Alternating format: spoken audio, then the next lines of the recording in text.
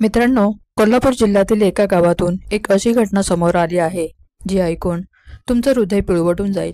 फक्त 10 वर्षाचा मुलगा गणेश मंडळात मित्रांसोबत खेळत होता आणि क्षणात तो आईच्या कुशीत कायमचा विसावला गेला।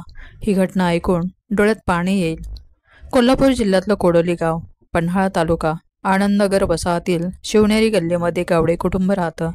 श्रावण अजित गावडे, वय फक्त 10 वर्ष, शाळेत जाणारा खेळकर चंचल मुलगा, आईवडिलांचा लाडका आणि कुटुंबाचा आधार। 4 वर्षापूर्वी या कुटुंबानं मुलगी गमावली होती, त्यामुळे श्रावणच घराचा एकुलता एक मुलगा होता। बुधवारी 3 सप्टेंबर 2025 रोजी गावात गणेशोत्सव वातावरण होतं। संध्याकाळी श्रावण आपल्या मित्रांसोबत मंडळाच्या शेडमध्ये खेळत होता। अचानक त्याला अस्वस्थ वाटलं। तो घराकडे धावत आला आणि आईच्या मांडीवर बसला, तिला घट्ट बिलगला। आईला काही समजून घेते तोपर्यंत त्याला जोरदार झटका आला आणि काही क्षणातच त्याचा मृत्यू झाला। आईच्या डोळ्यासमोर तिचं लेकरू तिच्याच कुशीत थंड पडलं। आईच्या किंकाळ्या ऐकून शेजारी धावले। कुटुंबियांनी शेजाऱ्यांनी लगेच त्याला रुग्णालयात नेलं, पण डॉक्टरांनी तपासल्यानंतर सांगितलं, श्रावण आधीच मरण पावला आहे। ही बातमी ऐकून संपूर्ण गावावर शोककळा पसरली।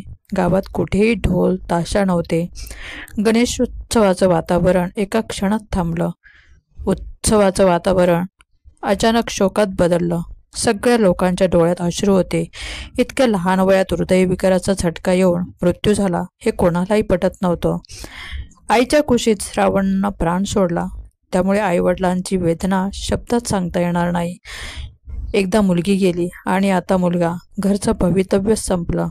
आई सतत रडत म्हणत होती, देवा, माझ्या लेकराला परत दे, माझं घर पोकळ झालंय। वडिलांचा आधारच संपला होता। त्यांनी दोन्ही लेकरं गमावली। संपूर्ण गाव त्यांच्या दुःखात सामील झाला। कुणालाही बोलणं जमत नव्हतं। ही घटना फक्त गावडे कुटुंबासाठी नाही, तर प्रत्येक पालकांसाठी मोठा इशारा आहे।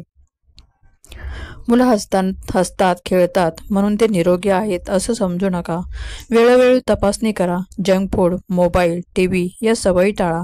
व्यायाम, खेळ आणि संतुलित आहार द्या। आणि सगळ्यात महत्त्वाचं, मुलं त्रास सांगतात तेव्हा ते कधीही दुर्लक्ष करू नका।